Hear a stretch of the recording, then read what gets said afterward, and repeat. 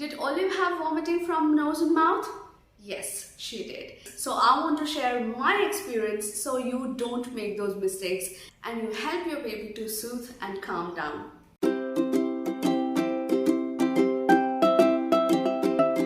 Hey everyone, welcome back to our channel. In this video, we are going to discuss one of the most frequently asked questions in this entire channel apart from weight, that is vomiting from nose and mouth. I tried texting many parents in the comment section, but then I thought why not just make a video so that it's helpful for everybody. Hey, if you're new to this channel, I'm Teena. I'm a health psychologist. I'm an author of this lovely book. And I'm a mom of a preterm baby who was born at 30 weeks with 1.27 kgs of weight. And this book is all about how to take care of your preterm babies at home. If you want to get this book, you can check out the links in the description box below. You can buy them on Amazon, Flipkart or Notion Press. It is available both domestic and international as well. In this channel, we discuss a lot about preterm babies in general, their milestones, growth and development, their food, weight gain tips, and we also have some interesting vlogs over the weekend. If you are on the same page, if you would like to join this family, please go ahead and hit the subscribe button and the bell icon next to it, so that whenever I post a video, it will straight come to you. So first, we need to understand the reasons of this vomit from nose and mouth. The first reason is a very obvious one, which is excessive feeding. When your baby gives you signals of stop, I don't want my feed, if you still continue to force feed your baby, then it will result in vomiting. So you need to take cues from your baby. When your baby turns their head away from the feeding bottle or away from your breast, you need to stop it.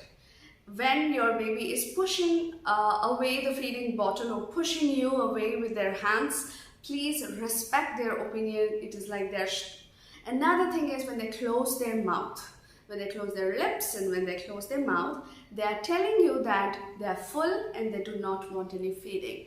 You can observe that when a baby is hungry, it often turns towards the breast of the mother or towards the feeding bottle. They open their mouth and they pull the feeding bottle towards themselves. So please respect your baby's choice. If your baby has to drink 90 ml and if they're like telling you to stop at like 60 or 70 ml, stop it. It's okay. There's no problem in that.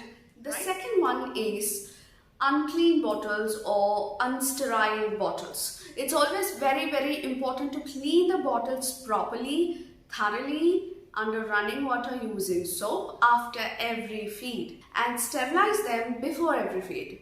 That is like compulsory. It's like you don't have any other option. I have seen few mothers who use the same bottle from morning to night and the entire bottle throughout the night, and that's very wrong thing. After every feed, make sure you clean it. Before every feed, make sure that the bottle is thoroughly cleaned and sterile. Wash your hands before mixing the formula or expressing your breast milk. Make sure it's very hygienic, whatever you're doing. I have made a video on how to sterilize your bottles the right way. You can go check out that video right after this video. The third point is mixing the formula milk in a wrong method or in a wrong way. So always make sure you mix the formula in the right way. It is like 30 ml of water and then 1 scoop that is provided by the company. Do not use your own spoons at home. Use 1 scoop and that has to be exactly flat. It shouldn't be like a hill powder. So make sure that you do not mix either less formula or more formula. It should be the right quantity as prescribed on the box or the container. The fourth one is no burping in between feeds. In between feeds, right? So I understand that we all feed the baby, we all burp the baby after the feeding, at the end of the feeding.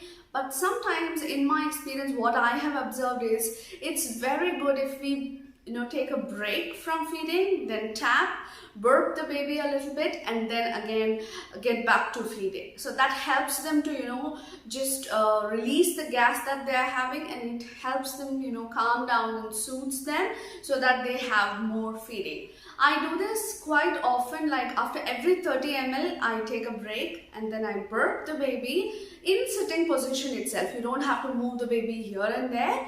I'm going to show how to do that later in this video, so make sure that you watch this video until the end. So now that we have known the 4 reasons, let's go to the tips that can help the baby not to vomit from mouth and nose. The first one is stop excessive feeding. If your baby is telling you to stop, it's better to stop. Do not worry that your baby is not having the fixed amount of ml that you plan to have. You know, sometimes they want to eat less, sometimes they want to eat more. It's same with us. We don't eat the same quantity every day. It's the same with babies. Sometimes they want to eat more, sometimes they want to drink more, and sometimes they want to drink less. And it's perfectly alright if they tell you to stop. You can just, feed whenever the next feeding is or whenever the baby is hungry. You don't have to worry about that. The next one is burping the baby in between feeds. So here I've bought a doll to demonstrate how tiny, say hi. So I've bought this little doll. It's exactly like a preterm baby. Olive was like this much. Seriously, she was like this much when she was like 1 or 2 kgs. So I thought this would be apt to show you how to do it. So when you make the baby sit, I always recommend feeding preterm babies in sitting position. Do not worry about their spine getting bent. That's just a myth. It's not true. You need to support your baby on back. I have made a video on how to hold your preterm babies. You can check out this video. Once you're feeding your baby in sitting position, after every 30 ml, what you do is you bend your baby forward. You hold your baby from front, support with your palm, and then tap at the back. You don't have to lift the baby, move the baby, no. The baby is sitting, you just bend them forward and tap.